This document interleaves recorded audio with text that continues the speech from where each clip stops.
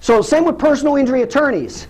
How many let's say this represents personal injury attorneys, right? Let me just talk about that for just a second. Personal injury attorneys, okay? They need healthcare providers to process their cases, right? Okay? Let's say this represents personal injury attorneys. How many of them are actually looking for chiropractors to do business with? A lot or a little? A lot or a little? Have you guys ever had a mailing from a personal injury attorney wanting your business? Huh? Do they think they need you? No. Do they think you're even possibly a liability? Yes. That's the reality.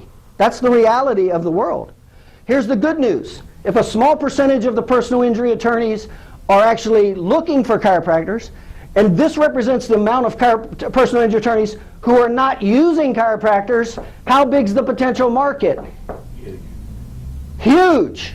But if you don't know how to communicate to this side, how much business will you get from the personal injury attorneys? Right. But if you know how to communicate over here, how much business do you have?